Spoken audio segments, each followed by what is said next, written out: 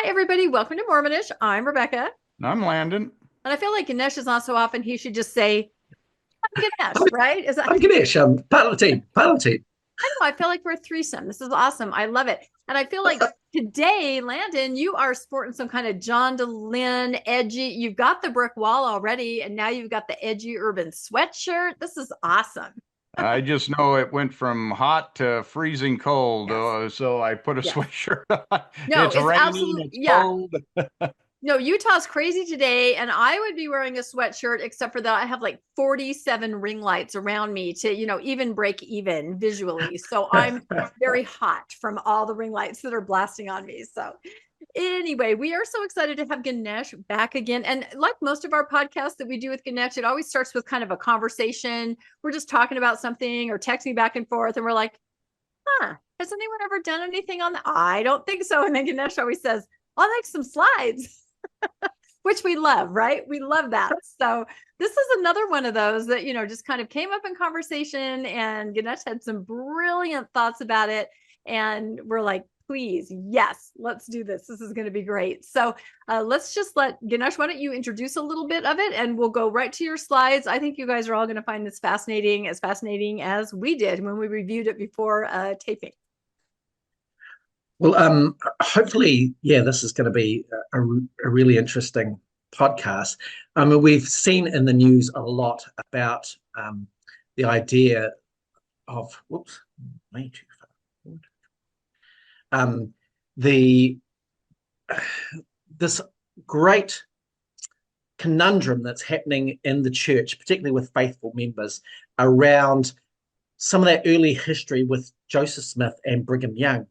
And particularly with Michelle Stone in the last week or so getting pressure from the church to abandon some of her positions, at least publicly, on the idea that it's actually Brigham who's implemented some of the more tricky things with regard to the church, including polygamy. And this is affecting a lot of members throughout the world. I mean, in New Zealand, I've been surprised at how many of my friends have been caught up in this wave of a anti-Brigham rhetoric, particularly around polygamy, but certainly the early church and the understanding that the current LDS church has been hijacked by Brigham Young and his associates, including early prophets like John Taylor and Wilford Woodruff, and perhaps others, to create something which is out of sync with what Joseph Smith may have promoted during his lifetime. And so it's a fascinating psychology of what it is that members are grappling with as they come to terms with some of Mormonism's more difficult history, and particularly the stuff that started at the very beginning.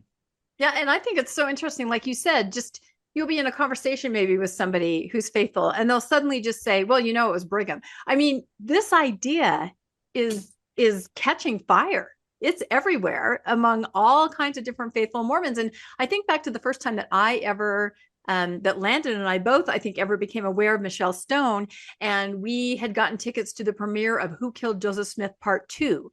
And they had all kinds of speakers before the film. This was in a theater. It was the premiere. It was in Lehigh a couple of years ago. And Michelle was one of the speakers. And she spoke for probably about half an hour, maybe even longer. And we started listening to her and going, oh my goodness, this is a really interesting point of view.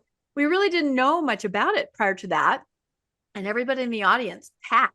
We're all like, yes. I mean, they were on board. And when the film started and, it referenced Brigham Young or his character appeared, boo, they were audible boos. I mean, that's when I think when we first started going, wow, this is something. And there's a lot of them. And I remember Michelle saying, what can we do? Well, in our wards, we can, bring this up if it comes up to the right kind of person.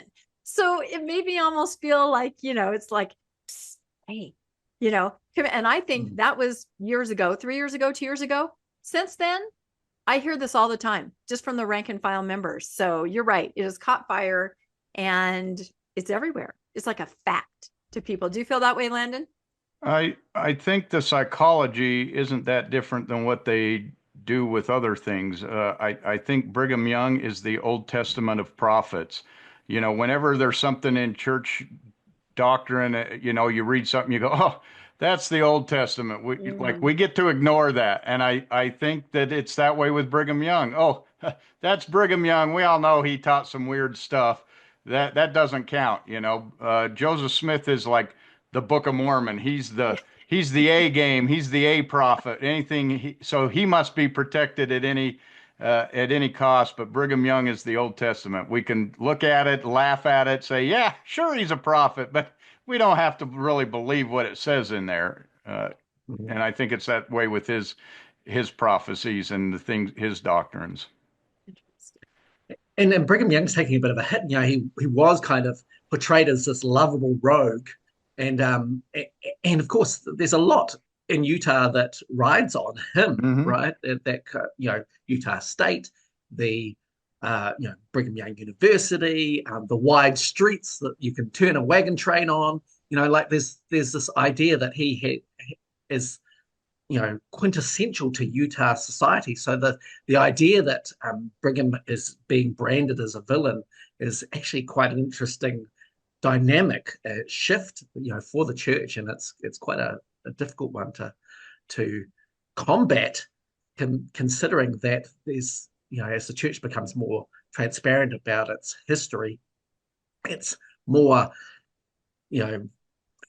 shady past then has to be accounted for, and it's being laid at the feet of Brigham Young by people like Michelle Stone and others who are finding these things really distressing. And I think that's the big point, is that what do you do with really tough stuff in church history?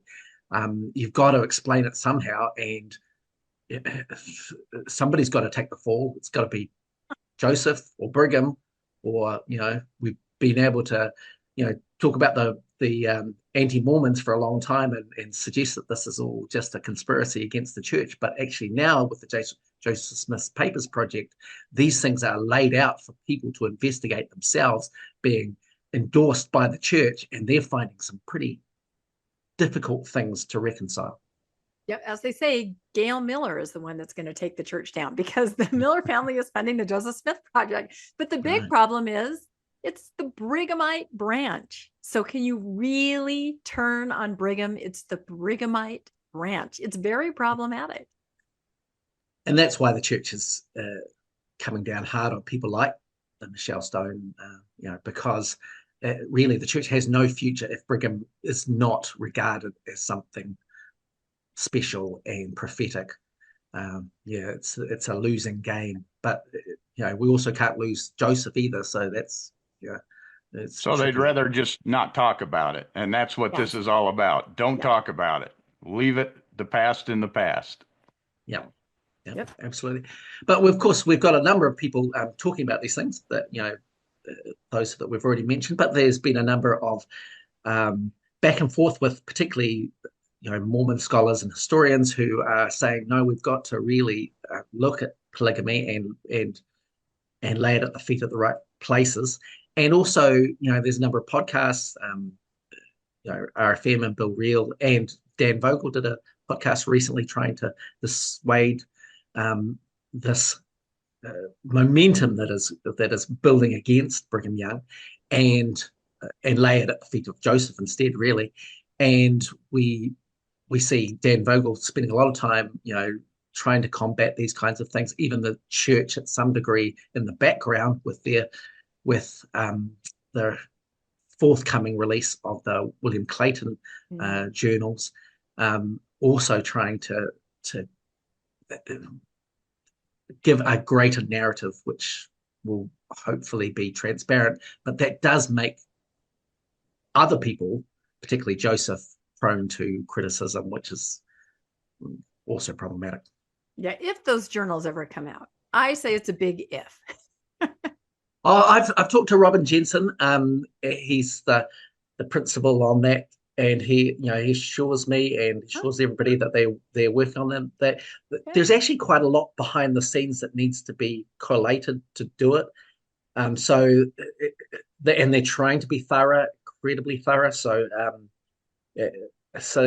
yeah, at first it can feel like it's a bit of conspiracy, and that's why Michelle and others have, talked against the William Clayton papers. But talking to Robert Jensen, they're working very hard to get them out. They're very conscious of the stakes and how high they are, and that's actually made it more important that they get everything right and they document everything and cross-reference everything. So this just takes time.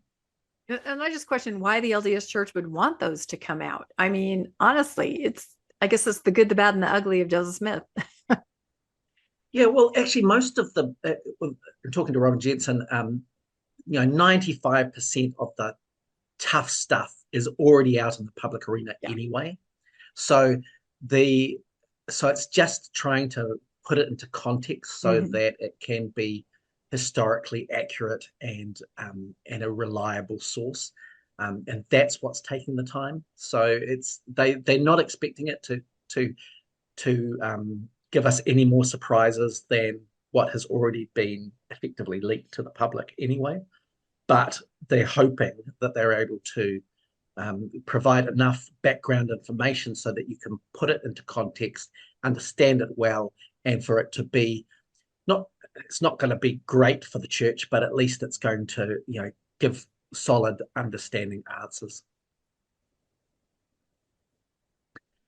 Anyway, let's do this presentation because I think it's really important, and we've got some good things to go over. So I just, as I was trying to try and give you a bit of an overview of what we're going to cover.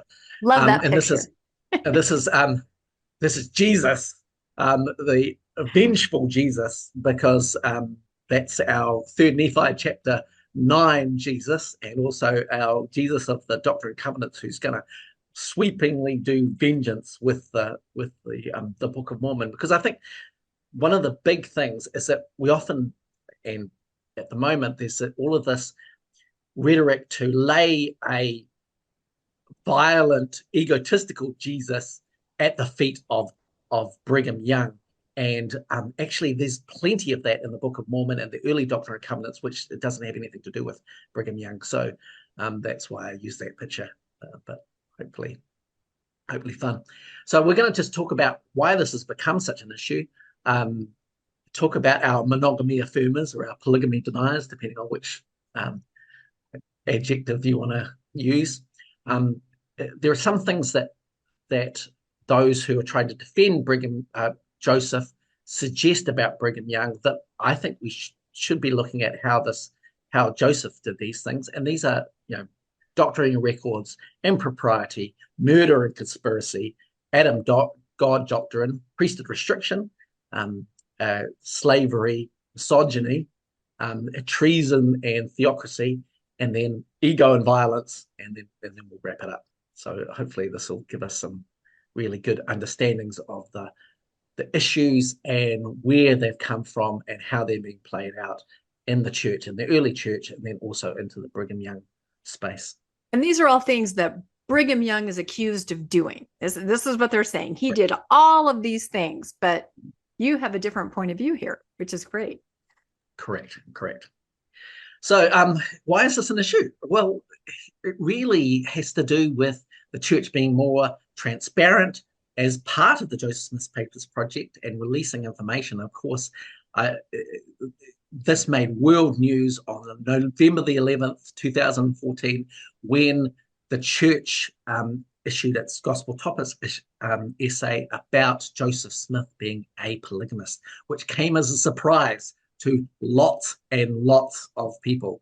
In fact, I would suggest the majority of the church membership did not know that Joseph practiced polygamy because it was never talked about. It's not in the manuals. It was never in Sunday school. We understood that Brigham Young did it, but certainly not Joseph. And so this made world headlines.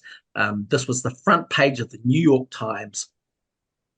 And and they summed it up well, where they said that the Mormon Church has said for the first time that its founder, Joseph Smith, had up to 40 wives. In an essay published on its website, external quoting careful estimates, the church said the wives included a 14-year-old and others who were already married. So I don't know about you guys, but I have friends who left the church over this particular issue. They read the New York Times article. They had no idea that Joseph practiced polygamy. They went and investigated it, read the Gospel Topics essays online, found this and other things that were controversial, and within days they were out of the church. So this rocked the church back in 2014, 2015, but it certainly had ongoing ramifications for lots of people. So it's a really big deal. And so, gosh, 14-year-olds and people who were already married, Joseph Smith is marrying them. This is very, very concerning. Do you remember your reaction, Landon, in 2014? I mean, you were a faithful member. Do you remember what you thought when you saw that? I remember the headline. I can picture it. I don't know that. I think at that point I already knew before they had mentioned it. So I was more surprised that they actually came out and admitted it than I was that it had happened, because I already knew that it had happened. I didn't know the extent. I didn't know that some of the women were already married. Yes. And I didn't know that it was 40 of them. I can't remember if I knew about a 14-year-old, about the teenagers. But I mean, anyone should be upset when they find this out.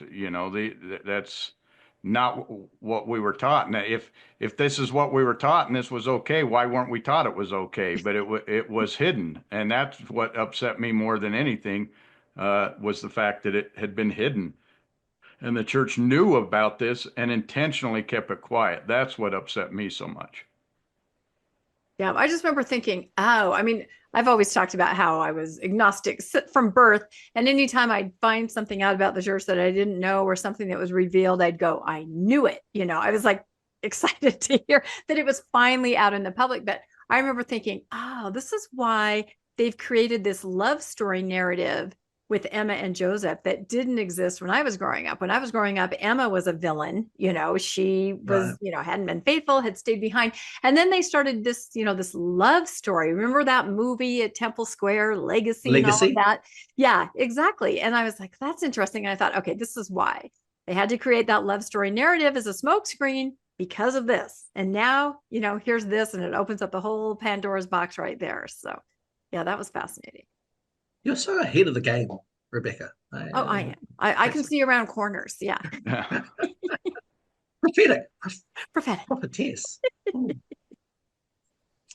It's a big deal. And look, if Joseph is your hero, and for lots of people it is, actually I've got the next size, I don't know if you've been to a fast and testimony meeting lately. I do, because I'm active.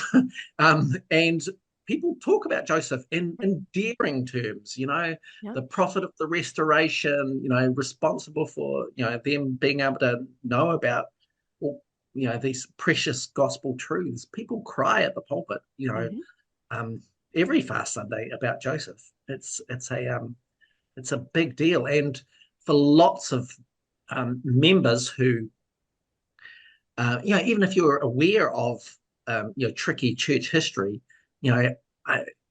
thinking about your hero as somebody who might be a villain or taking advantage or be like other, problematic people in other faith traditions, like Warren Jeffs, this is a really big deal. And so there are some people who, you can imagine and know people in this situation where this information has just really rocked their world, so they have to reconcile it some way. Some have reconciled it with the idea of, gosh, I didn't really know Joseph, and once they've looked at some of the things, thought, oh, I'm out of here, and so they've left. And then there's other people who've gone, oh gosh, I just don't want to look at that. I won't even, I feel good, I'm just not going to touch it. Don't tell me about it. I just don't want to know. So there's those people on that end. And then there's the people in the middle who go, I have to look at this. What am I going to do and find out? And for lots of people, they looked at it and go, well, this is terrible information. Is there another explanation? And one of those explanations had been to look at the idea that actually Joseph is being framed by the current church, the LDS church in Utah, and Brigham Young is actually the villain who has perpetrated a crime against Joseph, maybe even orchestrated his murder, and then put in place a whole lot of things which are horrific, which may have been dismantled over time to the point where at least the current church might be good enough to stay in. And so they're able to keep going to church, maybe even still going to the temple, still paying their tithing, still having their calling, still having their relationships with their friends and family, while inwardly believing that Brigham is the villain and preserving Joseph as the hero. So on the slide, I've got a few people here that are worth mentioning. Some of the kind of big players, Michelle Stone, we've already talked about, and she's lovely.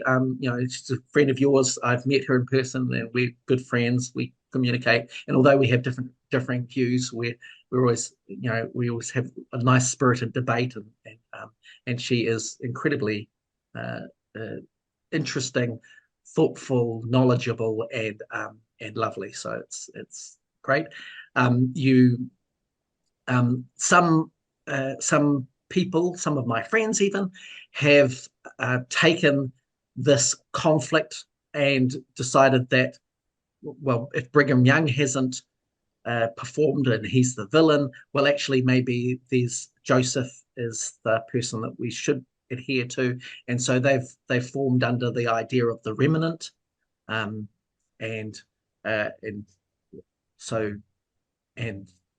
what's his name? Who did the lawyer who started that?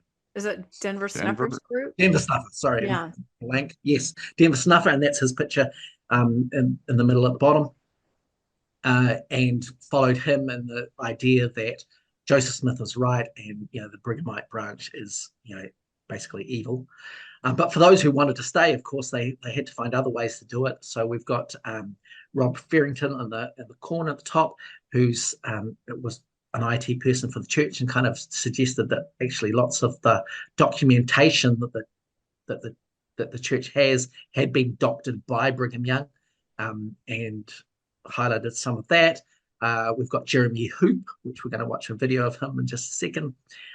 We've got, and then down in the left-hand bottom, the right-hand bottom corner is Connor Boyack, who has also done some good work in this. And all of these people have done a multitude of podcasts and websites and lots of material, basically documenting Brigham is the villain, and that Joseph was being framed. Then I've also got in the bottom left corner is Brian Hales, who is an apologist, and he's come out and basically said, yes, Joseph was polygamist, but it's not as bad as you think. He didn't have sex with as many people as you think he did, and only 36 of the 40. Yeah. Yes, so much that's better. right. So much better. And he and Michelle Stone are on opposite ends of the scale, and have fought some very public battles, calling each other names. But Brian, he's a dear friend too. I met him, spent a bit of time with him, and converse with him regularly. We also don't have the same ideas about things, but he's a nice guy. He's trying to do much the same thing, which is redeem this particular part of history with regard to Joseph. And so it's the same motivation, just in a slightly different direction. So for those who deny that Joseph practiced polygamy, it's about trying to affirm Joseph and Emma and that. And for Brian, it's suggesting, okay, well, I know it looks bad, but it's not as bad as you think. There's a few gray areas. Maybe we can just give Joseph some grace, and Brigham Young, above that. So those are basically the people involved. But I wanted to give you an idea of what the feelings behind this, because like I said, most people have got up on the pulpit. Maybe I don't know about you, Landon, but I'm sure I've done in the past. Thanked Joseph over the pulpit. Had tears in my eyes as I counted the restoration. That having a part of being a Latter-day Saint is revering Joseph in some way. We have hymns about it, praise to the man. So regardless of who you are, you've got an attachment. If you are an active believing member, you have an attachment to Joseph Smith. You probably don't have quite the same attachment to Brigham Young, although I'm sure there are people who are quite attached to him, but certainly Joseph. So if you've expressed with your great feeling and you felt this incredible, overwhelming tears running down your cheeks, feeling that Joseph is wonderful, to confront some of the history related to him that might be problematic it's tough to do. So there's good reason why you might go to these lengths of both Brian on one end of the spectrum and Michelle on the other end of the spectrum, trying to redeem Joseph in some way. So I just wanted to share see if I can give you a new.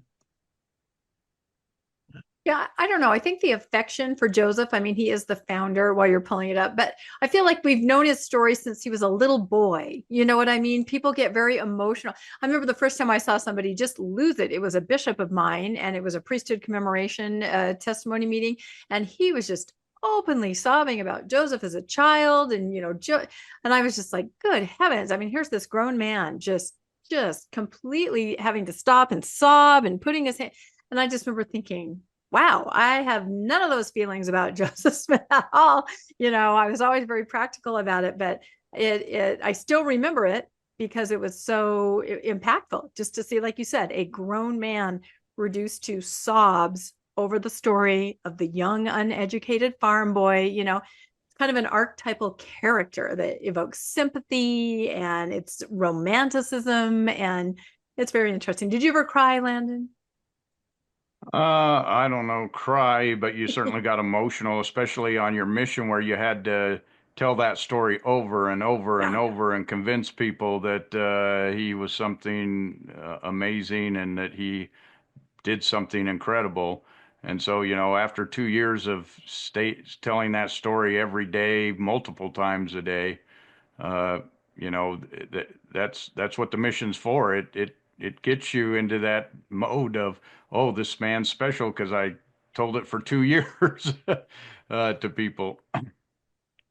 Yeah, it's powerful, right? Once you've said it out aloud with your tears, it's hard to take that back. It's hard to think, if I'm feeling this good about somebody, that person must be that good. Yeah, it's just simply that. So here we're going to hear Jeremy Hoop's testimony. It's an extract from one of he's giving a presentation and the presentation is worth watching the whole entirety, and we obviously can't do that. But I just wanted to share his kind of testimony. Him grappling with these tough things about Joseph and trying to find a different way, and he explains it so well that I think it's well worthwhile watching. So let's watch this, and I'll stop it periodically just so we can discuss now.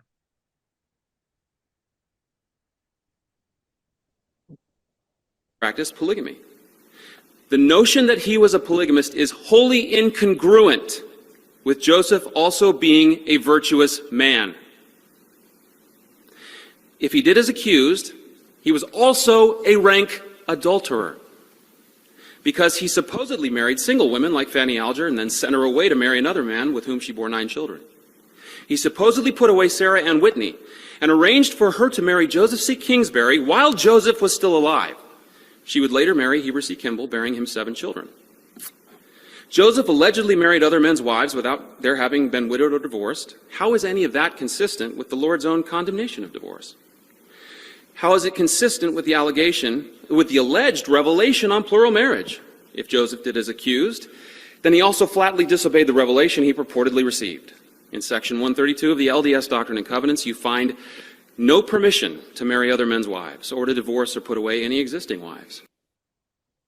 Okay, so he's just laying out those same ideas that if what we're being told from these gospel toppers essays and from the church's sources, including Doctrine and Covenants section 132, these condemn Joseph if he's the author of that revelation. He's really grappling here. Though some apologists try, it is even very difficult, to find cultural and religious exemption for Joseph to marry and have sex with 14, 15, 16-year-old girls, which is the allegation.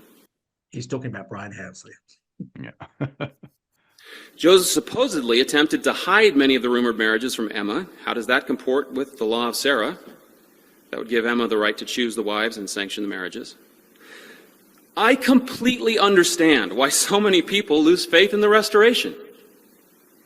Without exposure to more facts and available exculpatory evidence, it's far easier and, frankly, far more intellectually and spiritually consistent to abandon Joseph altogether than to attempt to reconcile these tremendous contradictions. Yeah, so, he's laying out the problems, and the problems for him, which I think are really important. He can't, if he's going to take these as truth, they are inconsistent with being able to revere Joseph, and he's absolutely laying it out. Yeah, and in my mind, I'm just going, yes, check, yes, yes. That's exactly I was saying how the same thing. I'm going, he's dead on right here. Yeah. He's got it. Yep. That's it. All right. So we may do a slight pivot here. Let's have a look. However, the closer I look at the record and at Joseph's works and words, I find no evidence that he did as accused. And though both apologists and antagonists alike scoff at such a notion, the historical record simply cannot convict him. Today, I believe more than ever that Joseph was the Lord's anointed, a member of the Holy Order, and that he told the truth. I believe it to be a serious offense to speak evil of the Lord's anointed. I have in the past spoken evil of Joseph, and I will no longer do so. As a current active LDS gospel doctrine teacher, and as the great-great-great-grandson of 8 polygamous men, including LDS apostle Erastus Snow, who had at least 16 wives, I'm giving this talk as an act of public repentance. The lies, distortions, misunderstandings, and the practice and belief in polygamy passed down by my ancestors will end with me. All right. So, what do you think of that? Well, the thing that goes into my mind is, he's going to defend Joseph. He just said all the bad things Joseph did, and then he says, "Oh, but I got to defend him because I believe it." But in doing so, he didn't say it, but it's implied that Brigham Young, John Taylor, and all the others lied to him. And instead of bearing an emotional testimony about that, why is he not then saying, well, Brigham Young and those others lied to me, therefore you still got a problem with your church? Either way, You've got a problem with your testimony. You can't have it both ways. Yeah, well, I agree. That's very rational, but this is an emotional appeal, right? And so you're going to sidestep the rational to because he can't get rid of Joseph. Has an emotional connection to Joseph, and he can't. I mean, he doesn't quite have that same thing to Brigham, and obviously, if you're watching the whole presentation, you'll see that he talks about some of the things that Brigham has done. So he kind of convicts Brigham. Of course, he never does, like you say, Landon, convict the church based on Brigham, because he can't, because he's an active, gospel doctrine teacher. He is going to church. He wants to go to church. His family is there. His belief system's there, but also his cultural and, support structures. He can't abandon all of those. So the only way that he can resolve, that conflict is to hone in on Brigham as the villain, and also, deem Joseph the hero. But it's not complete. I can't understand. Oh, go ahead, Landon. I was going to say is he's got an emotional attachment to Joseph. He's got an emotional attachment to the church. He can't let either one of those go. So he lets Brigham Young go. The Old Testament prophet, like I said, oh, it's Brigham. We can we'll let that slide. But again, you can't get from here to here without Brigham. And if you're going to throw Brigham under, you got to throw the church under. And if you're going to throw Joseph under, you got to throw the church under. You got to give one of those up. You can't get from point A to point B without Brigham Young being in between them. Yeah, no, that's exactly right. And everybody always talks about not the branches, but the roots. The root in this scenario, the root is evil and in apostasy, right? So I've never heard a good explanation for, and I've asked for why now it's okay to remain in the Brighamite church if you espouse these beliefs about the next three prophets, being really underhanded in what they did. So it is very interesting. Yeah, but it's emotional, so it's not supposed to make sense, right? We're emotional creatures, even though we kind of deem facts because we like to think that we are logical, people. We're not. We mostly go on emotion, and this particular emotion is I have to save Joseph, because if I can't save something, I can't go to church, and this is my world. Mm-hmm. Okay, so what I'm saying, or what I hope to kind of show in this presentation, is that the same kind of things that Brigham is accused of by these groups are things that Joseph did long before Brigham was even in the picture or was around. And so if you're going to, I know, again, I'm using logic, but and this is an emotional thing, but if you're going to apply the same tests to Joseph that you then apply to Brigham for these problems, you're going to find out some tricky things. And so I thought maybe it's just best to share them so that you see that this is what's going on and this is the basis, for the church.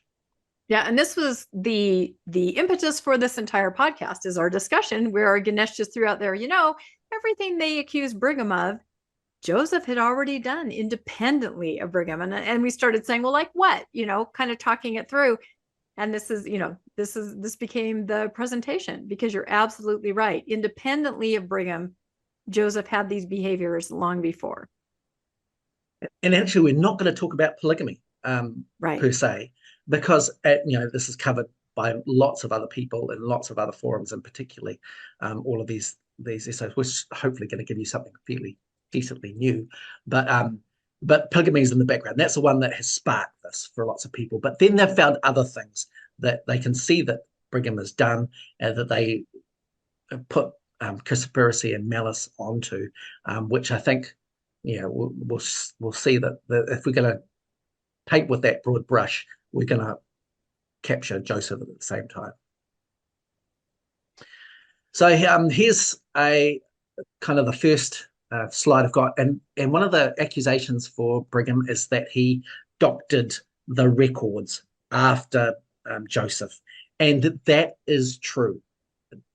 Brigham, created his own manuscript history of the church, utilizing a number of different sources, and he changed some of those sources to reflect the things that were important to him, in both suggesting that he was the successor, but also that the doctrines, and one of them was polygamy, was something that was important to Joseph and being practiced in the church and needed to be highlighted, because that was the future of the Utah church, right?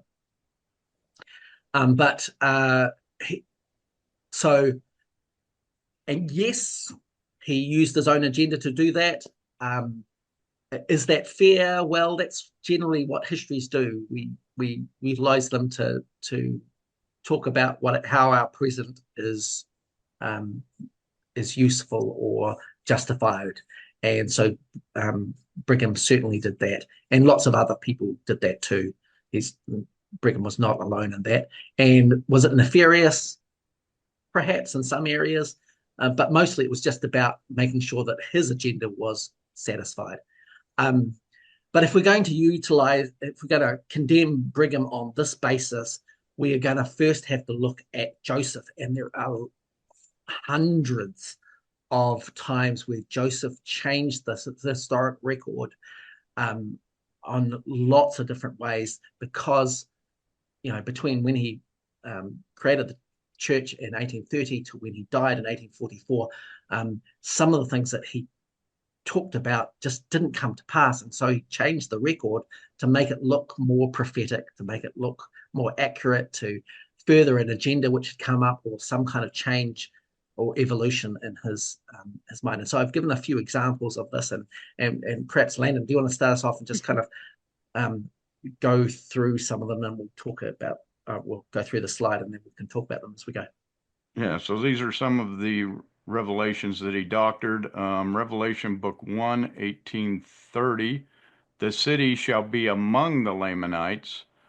In the book of commandments in 1833, it says the city shall be on the borders by the Lamanites. So evidently he was prophesying, I'm guessing this is the New Jerusalem, that he was saying it would be among the Lamanites, meaning in their territory. Mm-hmm. But when they finally founded it in Jackson County, the Lamanites were on the other side of the Mississippi River at that point, and the whites had pretty much forced them off the land, and so that would have been on the borders by the Lamanites. So you could see why he would change that. Mm-hmm. Book of Commandments 4 in 1833. I'm guessing that's revision 4 or edition 4. He has a gift. Oh, okay. He has a gift to translate the book, and I have commanded him that he shall pretend to no other gift, for I will grant him no other gift. So by this, his gift that was given by God was to translate the book, and he was to get no other gift. He was a translator and a seer. That was his strength. But then in DNC 5 in 1835, the same revelation is, and you have a gift to translate the plates. And this is the first gift that I bestowed upon you. And I have commanded that you should pretend to no other gift until my purpose is fulfilled in this, for I will grant unto you no other gift until it is finished. Genius. Therefore, opening the door for him to now be claimed to be a prophet and a leader, because I think he saw that some of the other leaders were taking over from him, and now he had to step up and had to change the doctrine to make it look like, oh no, I'm more than just a seer. I'm also a prophet and other things that you guys aren't. Well, wasn't it Oliver Cowdery that there Oliver Cowdery, he shall be the leader, and Joseph's like, hold up, I'm writing myself out of this story. Erase. Yeah, let's just add this. I mean, absolutely, you can see it so clearly. I think this may be what was meant in My Turn on Earth. I'm the one that writes my own story. I'm the one who writes my own story. I get to change it whenever I don't like it. That's right. That's right. Sorry, it's always a musical on Mormonish, no matter what we're talking about. So, sing along, won't you? Okay. Pre-1834, Revelation Book 1. There's no Aaronic or Melchizedek priesthood. There's no Urim and Thummim, and there is no Moroni, only a messenger mentioned. But then in the Doctrine and Covenants in 1835, we get section 2, 7, 8, 13, 17, 20, 27, where all of this changes. Mm-hmm. All of a sudden, we learn about all of this that supposedly happened prior with no mention of it. And that's a really big deal, that all of those understandings about the Aaronic and Melchizedek priesthood, the Urim and Thummim, Moroni. They're written and put back into the historical record as if they happened in 1829 or 1830. So you read the Doctrine and Covenants now, and it feels like, oh, this has always been there. But if you go back to the original revelations in the Revelation book and in the Book of Commandments, you can see that there's some major differences and new understandings that come up later in the historic record that are pretended like they were there right from the very beginning. Right. And again, added for a very important purpose each time, to achieve something that Joseph absolutely needed, to control power, to control people. And that is what they're accusing Brigham of doing, changing things for a very specific purpose to get exactly what he needs. So you're absolutely right. And to reflect his changing doctrinal views, because we know in the Book of Mormon that he basically describes the Trinity in the Book of Mormon, but then in his first vision, Revelation, his telling of the first vision several years later, all of a sudden they're three separate people. So he's changing it to match his changing philosophies. That's a good point. Okay, here's the last one. Joseph Smith History 1832. And by searching the scriptures, I found that mankind did not come unto the Lord, but that they had apostatized from the true and living faith. And there was no society or denomination that built upon the gospel of Jesus Christ as recorded in the New Testament. But in Joseph Smith History 1838, he says, I asked the personages who stood above me in the light, which of all the sects was right. For at this time it had never entered into my heart that all were wrong, and which I should join. I was answered that I must join none of them, for they were all wrong. And those are the first vision accounts that you were talking about, Landon. They're quite different from 1832 because of the agenda that he had at the time in 1832 was quite different than in 1838. And so they're completely different accounts of the same event, apparently. Yeah, because here he's saying that he had come to the determination himself that there was no church that was true, but in the 1838 one, he's saying, oh, it never even entered my mind that is what was happening. So, yeah, very different. And yet it's supposed to be faith affirming the differences, right? Yeah. This is what you learned. Somehow all the stories, and they're all different versions, details, very specific details, so different. It's just supposed to be more faith affirming. I have never understood that. So your point here, Ganesh, is obviously that if you want to say that Brigham Young doctored the Revelations to bring about polygamy, well, Joseph Smith did the same thing on many other issues. Therefore, how's he any different than Brigham Young, or any more pure than Brigham Young in this whole thing? Yeah, and there are hundreds of these. It's not like there's just one or two things that Joseph, changed. There are hundreds of these changes, and if we want to go look at, and in fact, one of the things I've done as part of my research is look at all of these kind of changes and why Joseph is changing, and it just shows those evolutions, just like you were saying earlier, Landon, about the idea that the Book of Mormon has a very Trinitarian modalist God. God and Jesus and the Holy Ghost are the same, but by 1835 and 1838 he's evolving to understand God and Jesus are separate. By 1843 he's seeing God and Jesus and the Holy Ghost as separate personages. His theology is changing, and so the documents need to change too, to suggest that what he believes in 1844 is what he believed in 1831, which is just not the historic record, but it is when you doctor it. Yeah. Now, let's just say that Joseph had a bottle of whiteout and he knew how to use it, right? That's right. So while we're not going to talk about polygamy, I thought it might be worthwhile to talk about impropriety, because one of the things that's laid at Brigham Young's feet is that he took he had an adulterous relationship with Augusta Cobb and brought her to Nauvoo, and made her a wife, really. And Brigham Young was actually sued for adultery, and kind of effectively fled the country with the saints going west. But so yes, Brigham Young engaged in impropriety, but and one of the things that the people who suggest that Joseph was innocent point towards his discourse on the 26th of May 1844, where he said, "What a thing it is for a man to be accused of committing adultery and having 7 wives when I can only find one. I am the same man and as innocent as I was 14 years ago."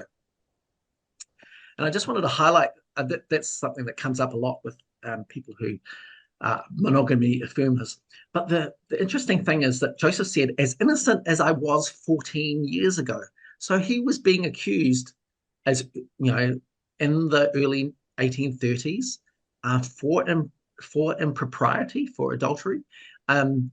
So, gosh, if that's the case, let's see if there's some evidence of that. And I wonder if Rebecca, if you can take us through these next quotes. Yeah, and I think. Oh, go ahead, Landon. I was going to say one thing in the church that you always see is they never lie. They just make it sound. They say something that is true, factually true, but misleading. And if I took this statement right here, what a thing it is for a man to be accused of committing adultery and having 7 wives. He probably had 12. Exactly. And so I he don't said, have 7 wives. Yeah, I don't have 7 wives. And then he says, when I can only find one. Well, he's only got one that he's legally married to. So he's accurate there. And I'm as innocent as I was 14 years ago, which could mean that he'd had illicit affairs more than 14 years ago. So he really wasn't innocent. So this statement could be true. But that's kind of how I've always seen the church talk, is they'll say something that's factually correct, but completely misleads you. And that's what I think he was actually doing there. Yeah, I think he's having fun with words, honestly. Yeah. I think he's playing a little game with himself. And you're right. A lot of times you'll hear or read church statements and you think you hear or read something. And if you really dig in, you can say they never said that, or they said the opposite. And I just think it's kind of a game. I know I've told this story before, but my dad told me a story about one of my polygamous ancestors. And they heard that the polygamy raiders, which of course was local law enforcement. My dad didn't see it that way. He called them the polygamy raiders, were coming to town. And so this ancestor had 2 wives. And he said to one of his wives, "Go to the cemetery, take a book, hang out up there until I tell you that it's safe." So when the polygamy raiders came to his house, again, local law enforcement, and said, "Where are your wives?" And he said, "Well, one's here in the house and one's in the cemetery." Right? Implying that she's dead. And so he only had, and my dad just thought that was the greatest story. But I remember thinking, well, that's kind of dishonest, but it's lying for the Lord, or fudging the truth, or using wiggle words for a higher purpose. So I think that's what he was doing. All right.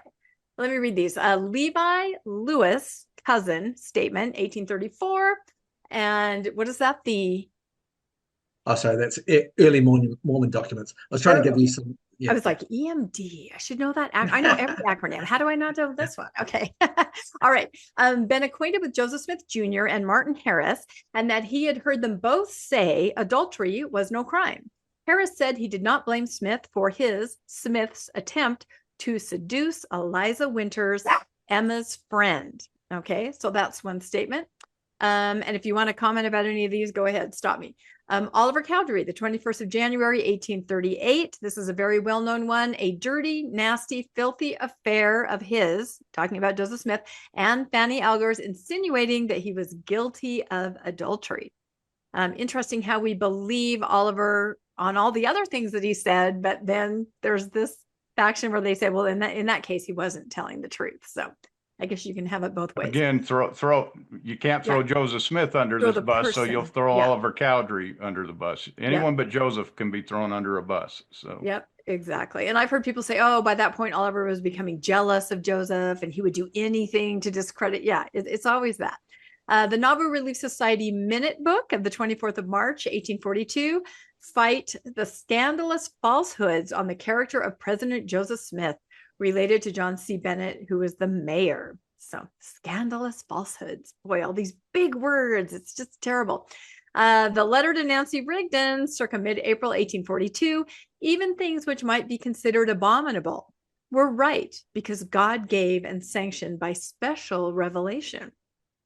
And then finally, my personal favorite and RFM's personal favorite, the Nauvoo Expositor, the 7th of June, 1844, Joseph Smith, Hiram Smith, and many other official characters, have introduced false and damnable doctrines into the church, the plurality of wives for time and eternity. And this is William Law, who's been thrown under the bus so many times. He's a villain, according to certain people. He was the second counselor in the first presidency. And so all of these people are actually, many of them, best friends of Joseph. Mm-hmm. Yeah. Emma's cousin right at the very beginning, back when Joseph and Martin Harris were working on the translation in 1828. So that goes back a long way. Oliver Cowdery was Joseph's best friend. John C. Bennett as mayor was Joseph's best friend, and Emma, was fighting these scandalous falsehoods with the Relief Society. Because she believed that they were false at the time. Nancy Rigdon was Joseph's best friend, Sidney Rigdon's daughter, and he's sending a letter to her proposing, and this became a big fallout between him and Sidney Rigdon at the time. And actually a wife of his, right? Nancy Rigdon was one of the wives. No, she was the one he tried to seduce. Nancy Rigdon. Oh, that's right. She's the one that refused. She's the one that stood up. Courageous. Yeah, that's right. So young. Yeah. Yep. And she had a lot to lose, right? But she fought Joseph. When Sidney would rather believe Joseph, right? And this became a huge fallout between Sidney Rigdon and Joseph Smith for a long time. Yeah, and then my daughter alone. Come on, can you just leave my daughter out of this? But he couldn't. Couldn't. And William Law, who was a best friend of Joseph too, right? These are not, at the time, these people are people who loved Joseph, right? They loved him, and yet they were the ones. All of these are generally people who have, accused Joseph of some form of impropriety or highlighted his bad behavior. So it's massive. It's interesting that anti-Mormons are really honest Mormons. You could really just replace the word honest. Anyone who tells the truth of something they find, all of a sudden they're an anti-Mormon, simply by saying a true fact that may not be, pleasant to hear. And Joseph, often managed to get his friends back on side, and but there were. Fortunately, I guess these people had some scruples, and they had some hard and fast lines, and this ended the relationship between Oliver Cowdery and Joseph. The stuff with Fanny Alger, so this ended the relationship between Joseph and William Law.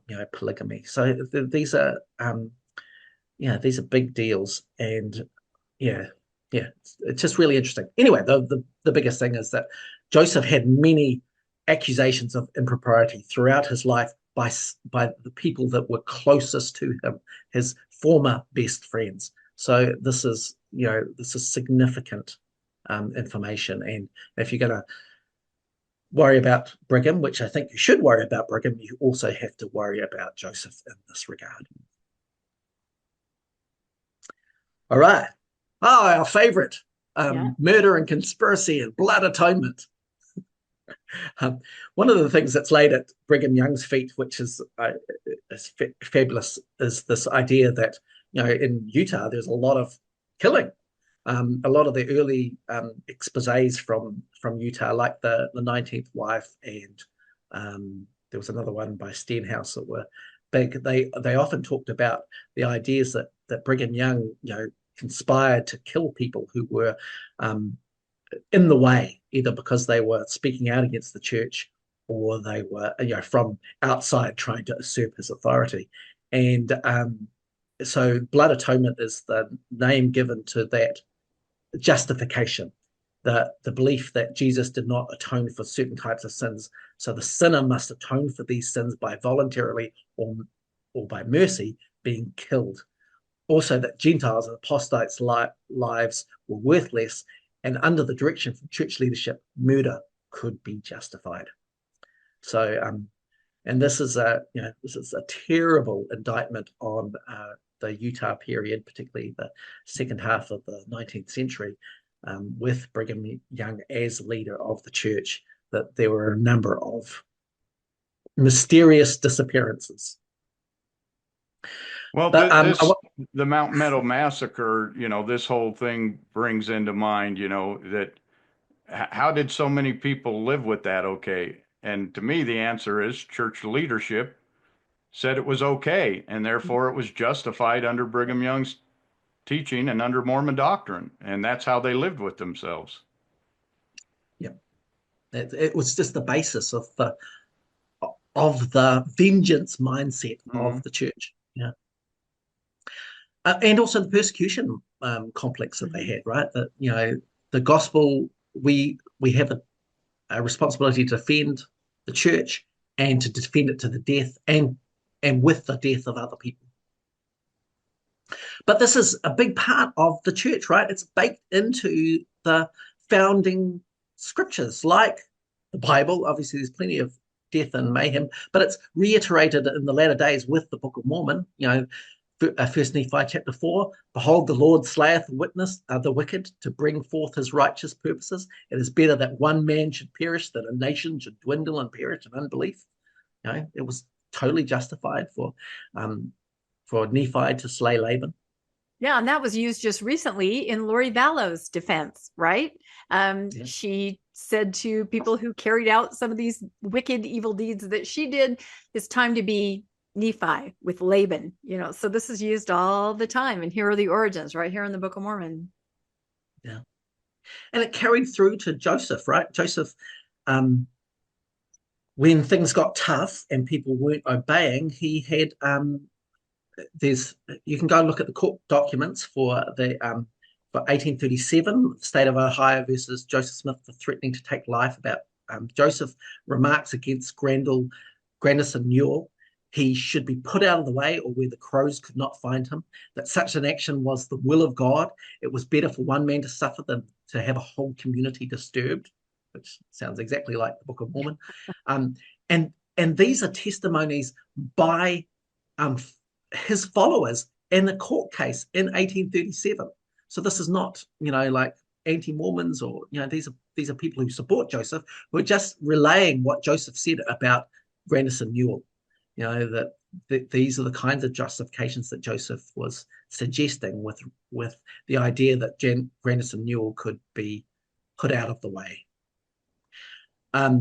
We see this in 1838 when Joseph and Sidney flee to Missouri, and in Joseph Smith's journal of the 4th of July, 1838, President Rigdon preached one Sabbath upon the salt that had lost its savor, that it's henceforth good for nothing but to be cast out and trodden under the foot of men. And this was really about the apostates, apparently those who those who had been excommunicated by Joseph and Sidney when they went to Missouri, like Oliver Cowdery and the Whitmers, that their lives were worth nothing, and that they could be eliminated. And this was the basis for the forming of the Danites and the running out of town of those people for fear of their lives. And then we see in 1842, when Joseph adopted Masonry and they brought it into the endowment, there are death oaths. And if anybody had been through the temple before 1990, you'll be aware of these. But these were part of the endowment ceremony and part of the Council of 50. You can go in there and see the same death oaths. One of them is, my throat will be cut from ear to ear and my tongue torn out by its roots. And this was implemented as part of the basis of many of the councils, particularly in Nauvoo, that these secrets were important to keep, and your life would be forfeit if you didn't. And William Law came under attack with this because he had opposed polygamy, and in the beginning of 1844, and you can go and look at the Nauvoo High Council minutes, he said that he'd been stalked. He'd questioned some of the police officers, and they had told him that they had been sworn by the mayor, which by this point was Joseph Smith, to secretly put him out of the way. So, that William Law's life was expendable, and in fact would be a great service if he was taken out. So the idea that Joseph conspired to kill people during his lifetime is part of a function of the scripture of the Book of Mormon, but also a number of records of different people with whom he had issues with. Now, we don't generally have any evidence that anybody was killed, but this goes into the attempt of Governor Boggs, his life, so that's also linked in here. Joseph seems to not be above these kinds of things, and Brigham Young certainly did this in Utah. Where did he learn this? It seems like this was a common practice of the president of the church prior to Brigham Young. Any thoughts about that? I agree. Yeah, you're laying it out there. That's so interesting. You almost, when you talk about Brigham Young, you just have to dial it back 10 years or so, and the same kind of thing is happening, independent of Brigham Young. And you've got to remember too that Brigham had 30 years as territorial governor, basically, enacting these things. He's just got a lot more on his rap sheet. Joseph didn't have quite the time, maybe lacked the opportunity to enact some of these things. And he didn't have quite as much power. He was the mayor and a general of the Nauvoo Legion, but Brigham Young was a territorial governor. Indian agent. And an Indian prophet. agent. Yeah, he was the big three. I held up 4 fingers. The big three rolled into one. He was the Trinity of prophets. He was the Trinity. 4, 3. Yeah. He was a big deal. Yes. Civic, military, and ecclesiastical. And ecclesiastical. All under. You're right. It's all of it. Yeah. Okay. Kind of like the church in Utah right now. Control a lot. We joke until it becomes, too so sad. we're living in that reality. Yeah, exactly. The Adam God doctrine. So this was, this is the idea that was propagated in Utah, or at least solidified in actually the temple ceremony, that Adam is our God. So the claim is that Brigham Young introduced Adam as our God, in which he said he was taught by Joseph Smith that Adam is our father and our God, and the only God with whom we have to do. And this has been repudiated by later apostles and by the church. We don't practice this. It's not in the temple anymore, and it has been thoroughly debunked. And so we lay this singly at Brigham Young. But actually, there's some echo. While we can't show that it was a practice or a doctrine of Joseph, there are a number of things about Joseph's that he said or were written in his lifetime that seem to indicate that those ideas were in the mix. And so it's indeed possible that Brigham Young might have got them from Joseph, or at least the genesis of them. So I would say 100% he did. We did an episode with Ron Jorgensen about Joseph in the last months of his life, studying with the Kabbalah master there was a master locally where he was, which was amazing. This is part of the teaching. And I say, if he had not been killed, if he would have lived, this would be our doctrine today. This would be it, because he was introducing this. He was teaching some of his very close followers, including Brigham Young. Of course, they say that Brigham Young may not have got it exactly right, the way that Joseph was learning it, almost like a game of telephone and then telling Brigham Young. But it was very interesting, this evidence that Joseph was studying, these practices and telling his inner circle. So I absolutely believe that Joseph would have gone on to really teach this and was starting to believe this, because he was always interested in whatever the new thing was, right? The bell and whistle. Ooh, Kabbalah, done with Masonry, done that. Let's look at this, shiny new toy. But of course, then he was killed before he could really get into it. But it was a fascinating episode and discussion with Ron Jorgensen. Oh, I have to go listen to that because I obviously haven't. But I'll send that to you. It's really Joseph good. Was what's the movie? Squirrel, where he squirrel. Yeah, he was looking at whatever doctrine is flying in the air, he's after it. Yep. Yeah, and then they had to root that out, but it originated with Joseph, and I think you have more evidence here of that. Yeah. Well, Landon, you wanted to take us through these examples that kind of suggest that kind of underpinning. Okay, D&C 7816 in 1832. Who hath appointed Michael your prince, and established his feet, and set him upon high, and given unto him the keys of salvation, under the counsel and direction of the Holy One, who is without beginning of days or end of life. So, keys of salvation were given to him, so that makes him sound godlike. Interesting that this is another one of those doctored revelations, because this was added into this particular revelation in the 1835 Doctrine and Covenants. It wasn't in the original revelation in the Revelation book. So it suggests that Joseph's evolving and then writing back into history some information that he wants to pursue. Joseph Smith King Follett Sermon, 7 April 1844. First, God himself, who sits enthroned in yonder heavens, is a man like unto one of yourselves. That is the great secret. If you were to see him today, you would see him in all the person, image, and very form as a man. For Adam was created in the very fashion and image of God. Adam received instruction, walked, talked, and conversed with him as one man talks and communes with another. And then Joseph Smith Discourse, 16 June 1844. When I have preached, it has been the plurality of gods. It has been preached 15 years. I have always declared God to be a distinct personage, Jesus Christ a separate and distinct person from God the Father. Holy Ghost was a distinct person and a spirit, and these three constitute three distinct personages and three gods, and preach the doctrine of there being a God above the Father of our Lord Jesus Christ. I am bold to declare I have taught all the strong doctrines publicly, and I always stronger than what I preach in private. So hence the doctrine of a plurality of gods is as prominent in the Bible as any doctrine. So he's basically saying we're polytheists. Yeah.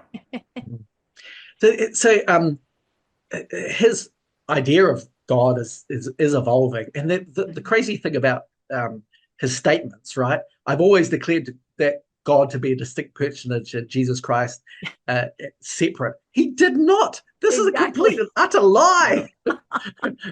these 15 years, no, he did not. You can look at anyway, that's just so I know you can see that he's actually lying in these discourses. But one of the ones that the monogamy affirmers suggest is this particular statement. I have taught all the strong doctrines publicly and always stronger than what I preach in public. That is a complete lie too. Like he's this is in the same section. He's They say we should believe Joseph, but his words are often just complete falsifications, right? He's just not true. I know. It's almost like they have never considered that somebody could just lie, a bold-faced lie, that Emma could say, no, he's never had a plural wife. And yet that could not be true. They just do not, the people they don't want to lie, they just don't consider them telling a lie, where the rest of us know, No, you can flat out lie if it's necessary, if it's really important to protect yourself, you're going to lie. There's extreme motivation to lie. Yeah. So these things just tell me that Joseph he is doctoring his own stuff as he goes along. He's rewriting his own history to say, no, I've always taught this way. I've always said this thing, and yet it's evolving quite dramatically. And so Adam got God as a doctrine seems to be a plausible thing that Brigham got from Joseph, where I get the motivation to lay this at Brigham's feet, because it really shows Brigham, particularly because it was repudiated later by apostles in the 20th century. Bruce R. McConkie specifically taught against this, but the reality is it looks like it comes from Joseph, and it's just evolving as Brigham's getting a particular idea about it. All right, the big one, priesthood restriction. Why don't you take us through this, Rebecca? Yikes. Yep. This is a big one. The claim, of course, is that Brigham invented the priesthood restriction. It was all Brigham in 1852 because of Black men marrying white women. So it's all laid at Brigham's feet like everything else. So we have Helaman 627 in 1829. Yea, that same being who did plot with Cain, that if he would murder his brother Abel, it should not be known into the world. And he did plot with Cain and his followers from that time forth. So any comments on that?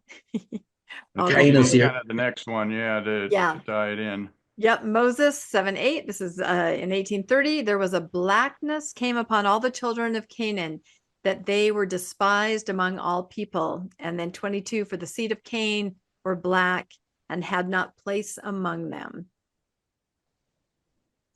Yep. So Joseph is particularly after the Book of Mormon.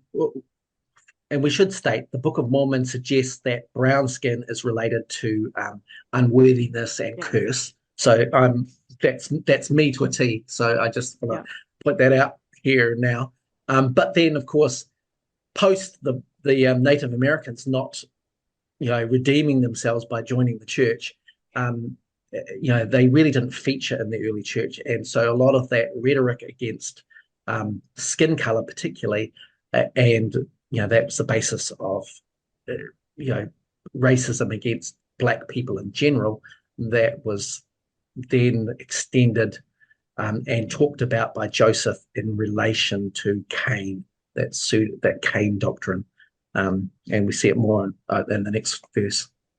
Well, the Book of Mormon itself said that the curse came upon the Lamanites to keep them from intermarrying with the Nephites. Yeah.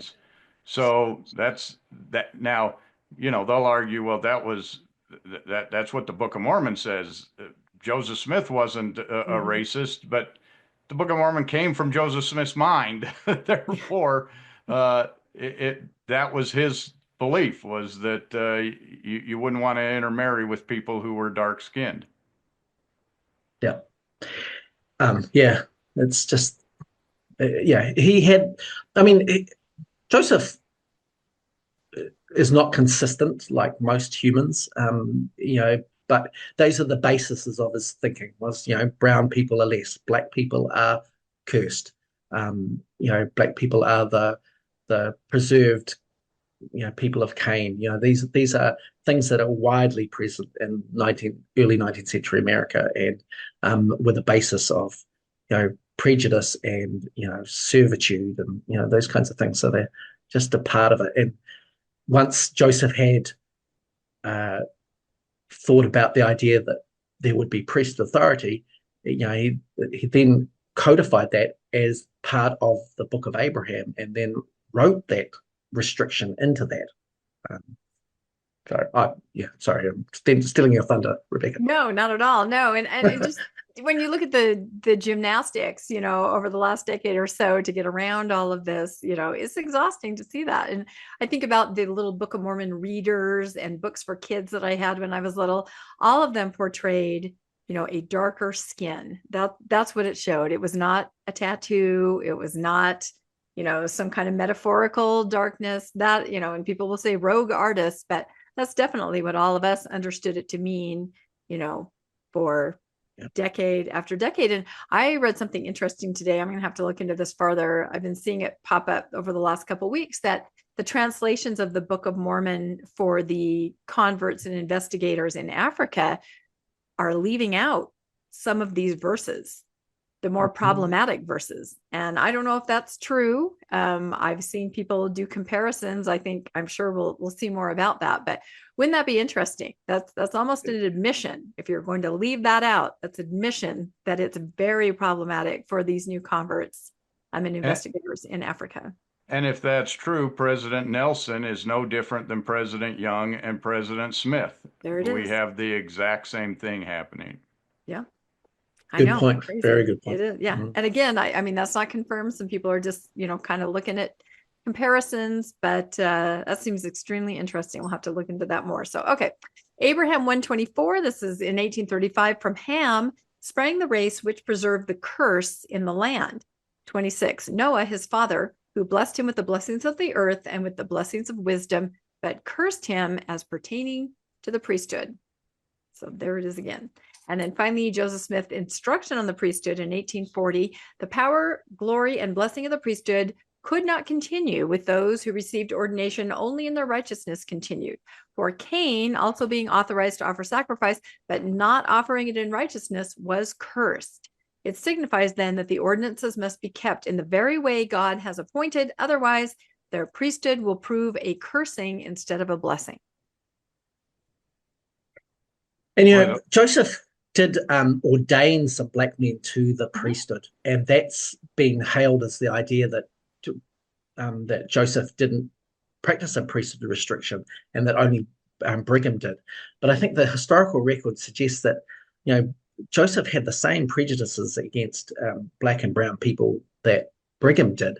It's just that Joseph was a little bit more wishy-washy, right? If he came across somebody who he connected with and was partial to, he would, bend the rules in ways that he wanted to get them on board. So it's just not as simple as saying that this is Brigham and Joseph had nothing to do with it. I mean, Abraham 1. Really, this has nothing to do with Brigham whatsoever, but Joseph is writing a priesthood curse or a restriction into Scripture. This is what he thinks is the case.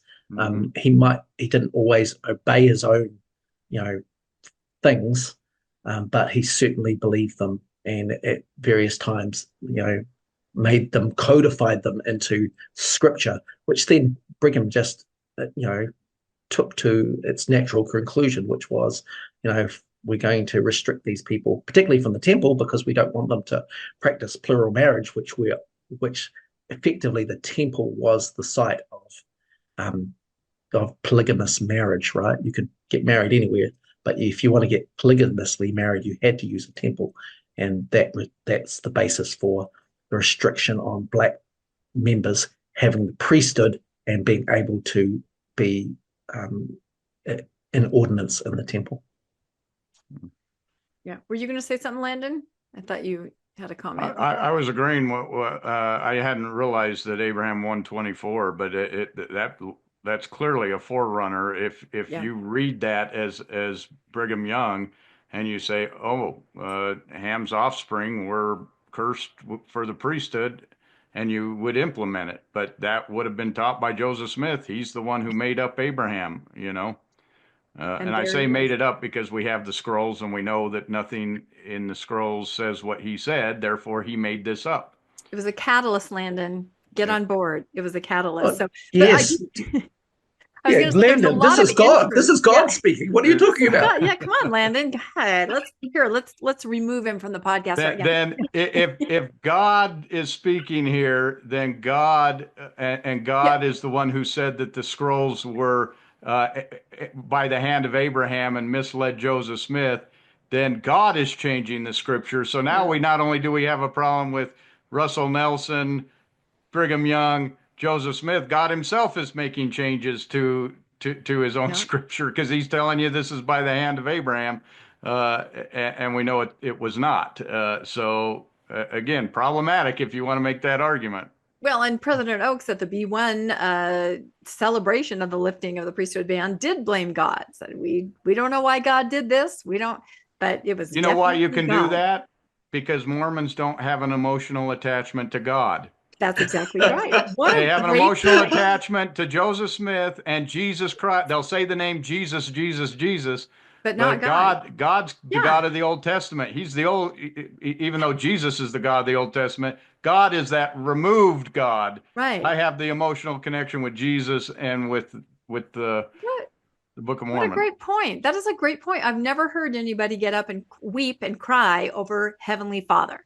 I have about Jesus, and I certainly have about Joseph Smith, but you're right. It's a removed power structure. So you can throw him under the bus. But I know there's a lot of interest in that era and Joseph Smith and ordaining, Black people to the priesthood. I know there's a movie coming out, not sponsored by the church, but an independent studio about this topic. So it'll be really interesting, because I think a lot of people are just kind of hanging their hats on this, right? That, Joseph was okay with everything, but you're showing here that these are the seeds. This is the origin of everything going forward.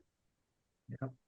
And I think you make a great point, Landon, that, if God is doctoring things too, then you at some point you have to go, well, is this a God I want to believe in? Is this a God I need to worship? And that's why most members who leave or who find that Joseph is the problem, they leave the church, but they don't join another religion, right? Because if they can have that emotional attachment and find out it's wrong about Joseph, and now you're being told that it's God that's doing all these things in the background, well, why would I even adhere to that God? It just makes no sense. Yeah, you deconstruct all the way. And we've said that before about the monogamy affirmer movement, that everybody deconstructed. The story sounds the same as a lot of our stories up to that point. And then you don't want to give up that emotional attachment to the whole story, the farm boy, the plates, the angel, all of it. And you just kind of stop right there, where others go past that and even farther and become agnostic. Yeah. And you can see why, right? If you give up Joseph, you might be giving up your family. You might be giving up your marriage. You might be giving up your prominence in the community. I mean, that's a lot to lose. And we've seen lots of people lose a lot when they have done that. So this is slightly a softer space to land. All right. Well, gosh, if we've done priesthood restriction, then we should do slavery. Oh dear. And not much fun, but we have to do it. So the claim is that, of course, Brigham Young deemed the Utah Territory a slave state in 1852, which is correct. That's exactly what he did. You can go and have a look at the address that he gives, and it's pretty hard-hitting. Utah was a slave territory. It was deemed to be a slave, going to be a slave state. There's no, that's just the reality. And that's not a very pleasant understanding. But where does this come from? Well, so it's interesting. The Book of Mormon is kind of against slavery. It talks against servitude and bondage. In Mosiah chapter 2, verse 13, this is just one example, which is March 1829. Neither have I suffered that you should be confined in dungeons, nor that you should be make slaves of one another. That's King Benjamin. Doctrine and Covenants, section 10179. So this is early church. Therefore, it is not right that any man should be in bondage one to another. And so the Book of Mormon and the early church revelations seem to indicate that God was against slavery, which I think is a real, we can see that. But what happens is that Missouri is a slave state, and one of the major conflicts that resulted in the expulsion from Jackson County was the idea that the Mormons were abolitionists, right? They were against slavery, and that they would turn the tide of the slave state into an abolition state. Now, we can understand why Joseph may well have been anti-slavery, because he was from New York. New York was the seat of the anti-slavery movement. But in 1835, Joseph had to try and appeal and appease Missouri, and he changed tact. So in Doctrine and Covenants 134:12, which is 1835, we do not believe it right to interfere with bondservants, neither preach the gospel to nor baptize them contrary to the will and wishes of their master. And in 1836, Joseph wrote a few letters trying to appease problems in Missouri, and he basically agreed with the idea that the Bible condoned slavery. So this is what he wrote. The fact is uncontrovertible that the first mention we have of slavery is found in the Holy Bible, pronounced by a man who was perfect in his generation and walked with God. And so far from that predictions being adverse from the mind of God, it remains as a lasting monument of the decree of Jehovah. The curse is not yet taken off the sons of Canaan, neither will be until it is effected by as great power as caused it to come. And the people who interfere the least with the decrees and purposes of God in this matter will come under the least condemnation before him. So when Joseph had a chance to clarify God's position on slavery in 1835 and 1836, Joseph doubled down on the idea that God sanctioned slavery. And this was the basis going forward. I mean, he did, so we see in Joseph Smith's in the Elders Journal in 1838, when he was asked about at the abolitionary movement, he said, "We do not believe in setting the Negroes free." Now, in 1844, when Joseph ran for president, he did do a presidential address, and one of his items was that he was interested in buying back the slaves and basically from the Southerners and giving them a separate space to live. So he was a separatist, not necessarily an abolitionist. But again, that was about a political agenda, not necessarily his. And I don't think that Joseph was for slavery. It's just that he did what he felt was going to give him the best currency in the current environment. And part of that was speaking for slavery to particularly those in Missouri who were worried about the Mormons. And this meant that generally the church carried on a legacy of slavery. And of course, then Brigham Young wrote it into the territorial legislature. So that became the way things were. So even though, yes, Brigham Young codified it in law in 1852 in Utah, the basis for slavery was justified by Joseph Smith with regard to the Bible well earlier, well before Brigham Young was even involved in any kind of great leadership space. And I don't see this as a change in position necessarily, but a change in perspective. I think in the early, 1829, 1833, he's in New York, which is a very colonial, a very Revolutionary War idea. By the time 1835, 36, when he's in Missouri, now he's more in a Civil War type of environment. And so what you have is in the first two verses, he's talking about whites. He's saying no whites should be enslaved. And in revolutionary time, freedom, free. We should be free. We shouldn't be bound. We shouldn't be under kings. We're free men. That's the mentality in upstate New York revolution, post-revolution. Now he's in, Missouri, where there's arguing over blacks. And now it's when the question comes about blacks, well, yeah, blacks should be bondservants, just whites shouldn't be. And so when you look at it that way, And our Constitution's exactly the same way. It says all men should be free, except for black men and only count as this and this and this. So this would have been very consistent with the mindset of somebody living in that time, that whites should be free, but blacks aren't really considered people, so they're a different bondage, and that's okay. So I think he's talking about whites in the first half, and he's talking about blacks in the second half. Yeah, I think that's a really good insight, and I hadn't thought about that, but that suggests a much more consistent position.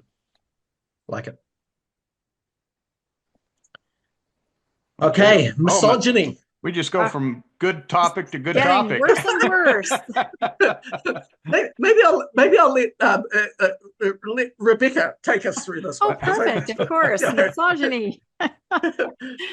We're just pointing out that everybody was rotten. That's all we're learning from this. So, all right. So the claim is that Brigham Young disbanded the Relief Society and blamed Emma for Joseph's death. I know, as much as they talk about the Relief Society, they never talk about those years where Brigham Young, said, we're not doing that anymore.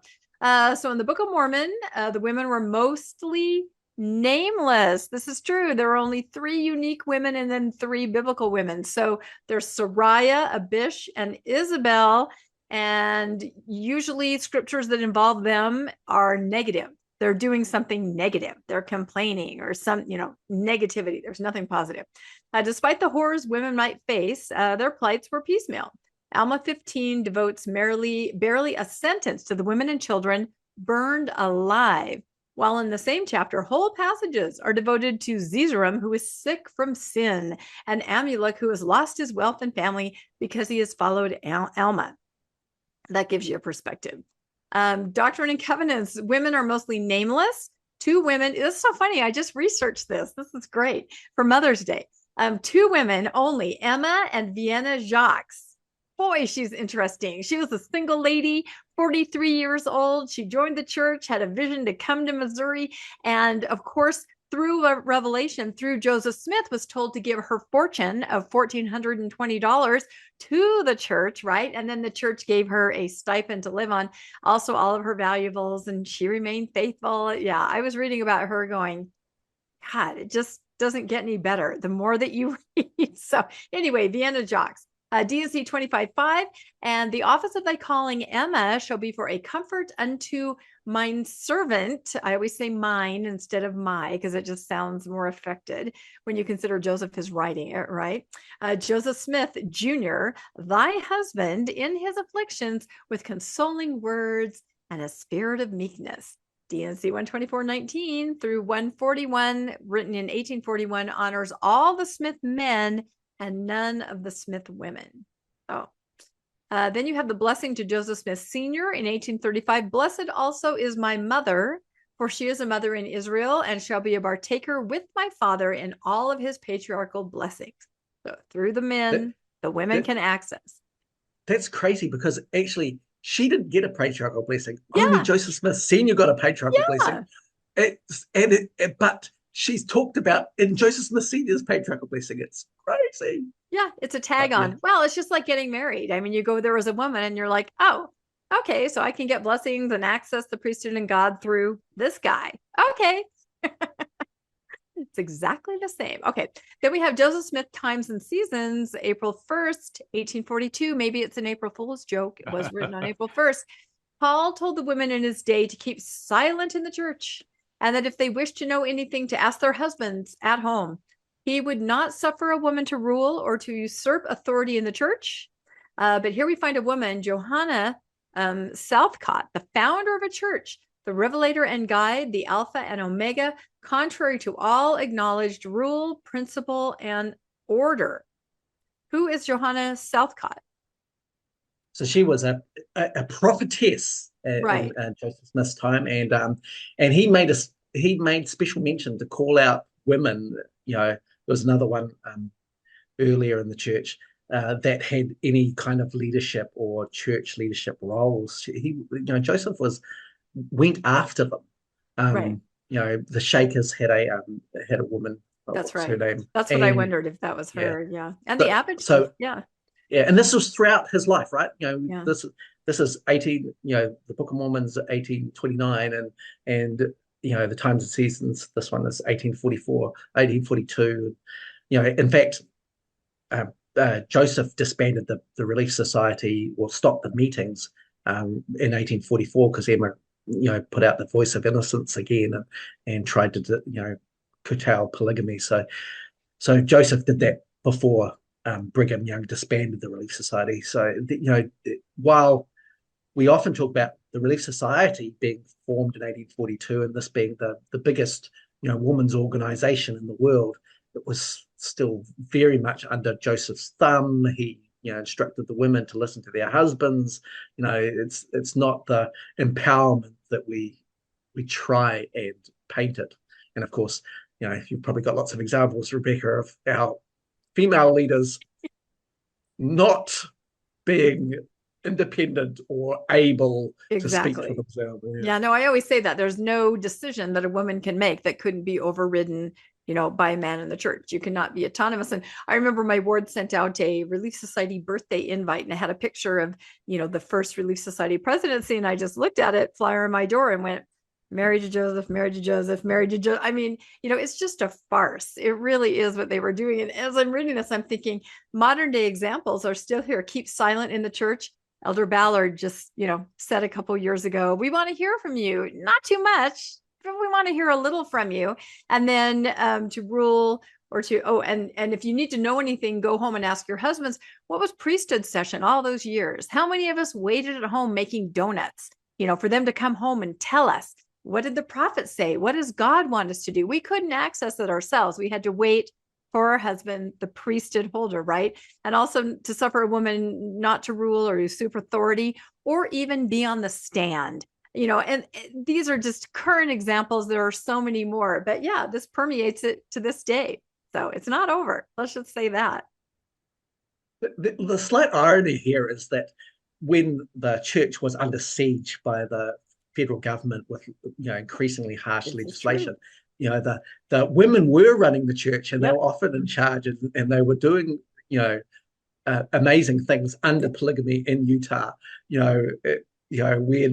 When the men were kind of shut out of things. The men were in prison, right? So it was kind of the heyday. Yeah, they did have power, and they had control of their own finances, and they were doing these incredible things. And then again, under the thumb, under the auspice of, shall we say. So I always laugh when they say something on the world stage, like, we have the biggest women's organization that's run for so long. And, the leaders of the Relief Society in the church, they don't even have a direct hierarchy line of authority to even the apostles. They're just on a committee to talk about women. There really is no power. They're window dressing. So really not a role model. I mean, although they're all lovely women, they're wonderful, doing what they can, they're not what you think. They're not an empowered body that's meeting with the prophet and giving advice. They're part of a committee that is run by a general authority. And polygamy, all of the problems that misogyny has with regard to polygamy. I mean, misogyny, patriarchy is the basis for the church, regardless of polygamy, right? It's just baked into the makeup. It's the foundation. Oh, Landon, do you want to take us through treason and theocracy? Landon loves treason, don't you? Yes, theocracy, my favorite thing to talk about. I live on one. Well, when you got a talent. Claim Brigham Young set us a theocracy in Utah and fought against the U.S. government. W. Phelps, State of Missouri versus Gate et al. For treason, 1838. Rigdon was writing a declaration to declare the church independent. I remarked to him, I thought such a thing treasonable to set up a government within a government. He answered it would not be treasonable if they could maintain it or fight till they died. Sampson Arvard, 1838, that he, Joseph, considered the United States rotten. He compared the Mormon church to the little stone spoken of by the prophet Daniel, and that the dissenters first and the state next was part of the image that should be destroyed by this little stone. Joseph Smith, 1843, I prophesy in the name of the Lord God of Israel that unless the United States redresses the wrongs committed upon the saints in the state of Missouri and punish the crimes committed by her officers, that in a few years the government will be utterly overthrown and wasted. I only was off a little on that. Joseph Smith, 11 April 1844, Council of 50 minutes. He arose with pleasure to explain the nature and object of the council. The design was to form a theocracy according to the will of heaven. And this is what rubs me wrong is, I sit here and I see church members and they act like they're the most patriotic people in the world, and yet they have set up a theocracy. They vote as a bloc. They control the Utah legislature completely. They all sit and say, what about my freedom? We're being persecuted. The First Amendment, separation of church and state. The state can't tell us what to do. Yet they want to tell the state exactly what to do. They want to be in control of the state. They're all for theocracy while saying they're for democracy. And those two are completely, the only way democracy and theocracy work is if everybody is the same religion. And that's not the case at all where we live. Yeah, look, and this is a big topic because really Joseph tried to undermine the U.S. several times. I mean, he was in jail in Missouri for treason. He was in jail in Carthage for treason. Like, he'd set up his own, state, his own militia, his own, theocracy against the wishes of the United States. And he, in 1844, he was crowned king, and then Brigham Young was crowned king after him, and John Taylor was crowned king after him. So they set up kings in the United States against the government, working to undermine them, to set up a military, to maybe even go to war. I mean, Joseph created civil war almost 3 times. Once in 1833 in Missouri, once in 1838 in Missouri, and then they were on the brink of civil war in 1844 in Illinois.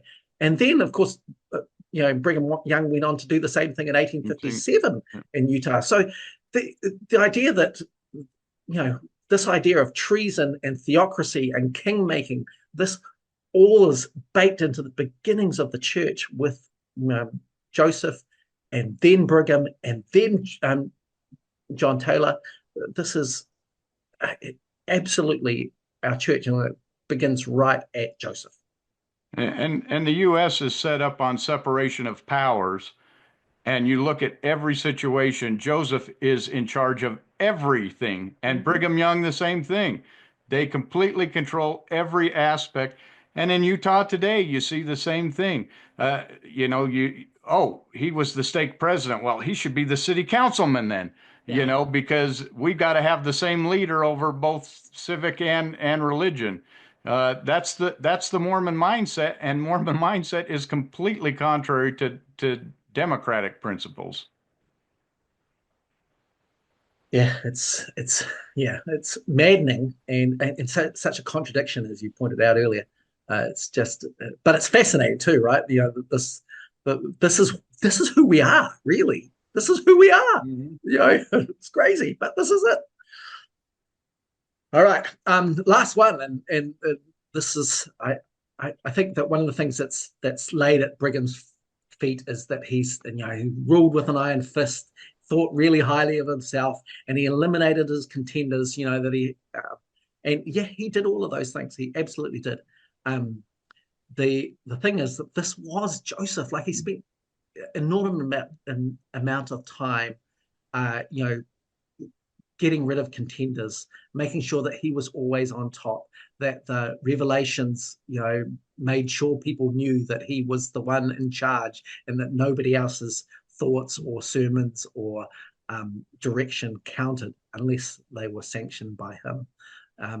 But I thought these were some really interesting observations of Joseph that are worth showing. This is from Benjamin Johnson, who was a friend of his, and went through to Utah, and this is how he describes Joseph in those early years. And yet, although so social and even convivial at times, he would allow no arrogance or undue liberties, and criticism, even by his associates, was really acceptable. Even by his associates was really acceptable, and contradiction would rouse him the lion at once, for by no one of his fellows would he be superseded or disputed. And in the early days at Kirtland and elsewhere, one or more of his associates were more than once, for their impudence, helped from the congregation by Joseph's foot. And at one time at a meeting at Kirtland, for insolence to him, he soundly thrashed his brother William, who boasted himself as invincible. He was always wrestling, wasn't he? Right? He was always wrestling men, Yeah, we don't think about him as fighting, but he went to fisty blows with his brother, at least, with his brother-in-law, Calvin Stoddard. There was somebody else. I think he might have, caused him to go blind. That might have been Calvin. I can't remember. But like, ego and violence were a part of Joseph's makeup. I mean, he was a really charismatic guy. He certainly had plenty of friends, but he could fly into a rage. He was challenged, and he didn't want to be. Well, and I feel like he didn't even really need violence. I mean, it sounds like a few times, but we did an episode called The Convenient Revelations of Joseph Smith, and he could just get rid of somebody or put them in their place with a revelation, right? I mean, think about the case where he was arguing with, was it Oliver or Sidney? I can't remember, Landon, about whether John the Baptist still walked the earth, right? They're having this argument, was it Oliver or Sidney? Do you remember, Landon? I don't remember. I can't remember. Whichever one of them said, well, no, I think he's dead. And Joseph said, oh, no, he lives. And then, instead of kicking him out of the room, he went, wait, I'm remote viewing a manuscript in a cave in Jerusalem, and it says, John the Baptist is alive. So, you know what I mean? I mean, he could put them in their place by using the words, mine servant Joe. Oh, look here. God says mine servant Joseph is right. It was very easy to do. And in the power structure, they believed him. So he could put them in the place with a convenient revelation. Mm-hmm. Mm-hmm. And well, look, actually, that's exactly the next one. Joseph Smith sent in a letter, 1833. I will inform you that it is contrary to the economy of God for any member of the church or for anyone to receive instructions for those in authority higher than themselves. Therefore, you will see the impropriety of giving heed to them. But if any have a vision, heavenly, or a visitation from a heavenly messenger, it must be for their own benefit and instruction, and certainly not for the church or Joseph. No. His were sacrosanct and prioritized above everything else. In his discourse of 26th of May 1844, I am the only man that has ever been able to keep a whole church together since the days of Adam. A large majority of the whole have stood by me. Neither Paul, John, Peter, nor Jesus never did it. I boast that no man ever did such a work as me. The followers of Jesus ran away from him. The Latter-day Saints never ran away from me yet. He didn't have the internet, did he? And that was just days before he died, really. So, oh dear, they kind of did run away from him in Kirtland when the whole bank thing happened. Well, to be fair, he ran away from them because they were. Yeah, that's true. That's true. Yeah, that's true. Joseph had a big ego, and he used violence, and I think that this underpinned a lot of, why people were afraid to kind of cross him. There was an incident in 1832 where Sidney Rigdon lost kind of the vision of things and was kind of worked against Joseph, and Joseph basically gave him a huge comeuppance. There's certainly something in this historical record that suggests that Sidney Rigdon got a beating, and it may well have been, at the hands of Joseph. But it's described as the adversary threw him. Yeah, right. The buffetings of Satan. Yeah, the buffetings of Satan. Yeah, thrown around the room like The Exorcist. But yeah, that's probably how they told it in hindsight, but in reality. Yes. Something different. So it's really problematic, but incredibly in line with the leadership that Brigham Young did. I mean, Brigham Young didn't want to get killed like Joseph did, so he put some big things in place. But but Joseph, he learned from the best, and Joseph certainly, managed to last a long time and get rid of his contenders. So yeah, just in conclusion, while Brigham certainly did some terrible things and he had a lot longer to do them, everything Brigham did, Joseph set the groundwork. And there's a few more things that we didn't talk about today, but I think that this covers the biggest ones that are important, and really show that hopefully made a good case that there's all of the things that Brigham Young has been accused of. Joseph did it first. Yeah, and I remember having a conversation with a church historian, and they said that Brigham loved Joseph and did everything that wanted to enact his vision and his plan, and just be true to what Joseph had done and put into place. And so there we see that. I think you showed that he's doing the same modus operandi, right? He learned it from the best. There's that old Mormon story about how Brigham Young got up and he looked and acted like Joseph Smith. Well, the Transfiguration. Yeah. Well, he did act and look like Joseph Smith. Just over time, he did it. Not at that one moment, but over the years, he did take on Joseph Smith's characteristics and implemented them to an even stronger degree. I kind of think of it as, Lenin followed by Stalin. Yeah. Wow.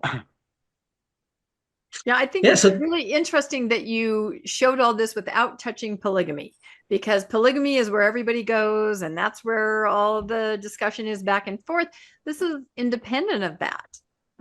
So many different examples independent of polygamy. That is Joseph really somebody that you want to get up and sob over at the pulpit? Maybe do some more research. Yeah. I think if we titled this, it would be, what is it? Before you cast the speck out of your own eye, get the beam out. Yeah, the mote and the beam. That's right. The beam, yes. That's right. Which I always get mixed up. Our family always teases me about that, because I'm always like, before you pay attention to the mote in someone else's eye, look at the beam in your own eye. I think I got it right, but. So before you crash Brigham Young, look at Joseph Smith, because that's where he got it from. Yeah. And so hopefully this has been a convincing, argument to suggest that, we really need to look at Joseph. It's just not going to work looking at Brigham, but it's not fun looking at Joseph, and if you've cried over the pulpit about him, then these things are painful. It undermines everything you've ever known about Joseph. So it's very tough. And so I have a lot of empathy for, Michelle and others. But this is the historical reality. And if they're going to utilize history to condemn Brigham, you're going to have to use the same tools. Yep. And you'll find the same thing in Joseph. In fact, maybe worse in some cases, because he's really laid the foundation. So you've shown that everyone's rotten at the top going back. So who can we look at? Let's talk about John Taylor. Are there any redeeming stories? Yeah, no. Yeah, there's something about everybody, isn't there? Yeah, it's tough. It's tough stuff. This is not easy. And the church being transparent, that's why this all exists, because everyday members of the church who have felt such incredible feelings about what they believe and the story of the restoration in their own lives, and yet the realities are really problematic and undermining. And if you've felt those amazing feelings, and generally that's what it means to be a member of the church. How do you even trust your own feelings if they've told you in the past that these people are wonderful and people you should revere, and yet when you go back and look at their lives in detail and track how they behaved, you find things that you are embarrassing and abhorrent, and it's what do you do with that? That's a tough place to be. Yeah, I mean, I think eventually a lot of us come to the point where we're like, nothing is as it seems, nothing is as it was told, down to the smallest faith promoting story, which you find out it didn't really happen that way, or they left this out and that out. Like everything is quicksand. Nothing is as you thought it was, and then you're kind of scrambling. It is like quicksand. When you come to that realization, then you're kind of scrambling. Is there something that I can hold on to? Is there something that was real that I was told? Is there anyone that is the person, that I learned about in primary, or those faith promoting stories of the prophet? Is any of it real? And you're just trying to cling to something. A lot of us then just fall, and then just instead of relying on feelings, more research, scholarship, rational thought, and arrive at where we are. But other people do find something to hold on to. And in this case, what we're talking about, it's Joseph Smith. You cling to everything, and then he's like the last ledge on the cliff, right? I mean, if he goes, it all goes. So I absolutely understand the mindset. Any final thoughts, Landon? I think you've summed it up well. Have I summed it up with my quicksand metaphor? Yes. Yeah. My dog is staring at me like, what are you doing? And kind of going like that with her paws. So Perfect. Well, yeah. Thanks for the opportunity to share this. Yeah. I actually talked about to Michelle Stone about these kinds of issues, because really? I said, look, because I was telling her about my book and what I thought it might mean for the kind of research that she did. And all of these things that we've talked about are things that I talk about throughout the book, and tracking these particular ideas through Joseph's life, and showing that, Brigham Young is just a continuation from what Joseph laid down. So it's. Did she agree when you had that conversation, or Well, I told her that this is what I was working on, and that I would be interested in her perspective afterwards. So I'm sure she'll watch this presentation. So I'm sure, but it'll be interesting to see how she, works through that. Yeah. Well, this has been fantastic, and I feel like it's given me even more to think about. Like now there are other areas where I'm thinking, yeah, that's true, that happened. But you're right, we can't go into everything here, but hopefully this gave everybody a lot to think about. The way you presented it was in a way I don't think we've seen it all put together like this before. So it's definitely a way to kind of think about the past, and what it means, and what it means for us today, and what we think. So let us know in the comments, what do you guys think about this idea that it kind of all started with Joseph, right? And then the apple doesn't fall too far from the tree with Brigham Young. I think that's what we're kind of saying. So yeah, let us know in the comments what you think about all this. Please like and subscribe to Mormonish Podcast. And if you'd like to be made aware of when new episodes come out, you can hit that notification bell.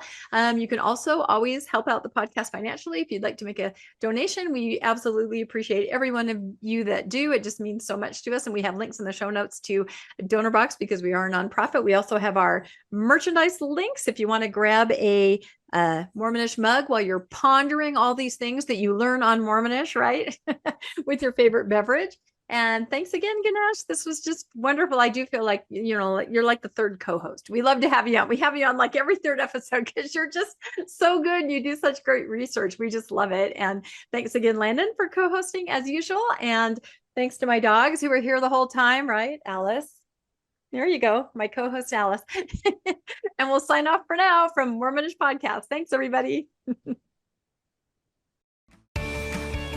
Thanks for joining us for another episode of Mormonish.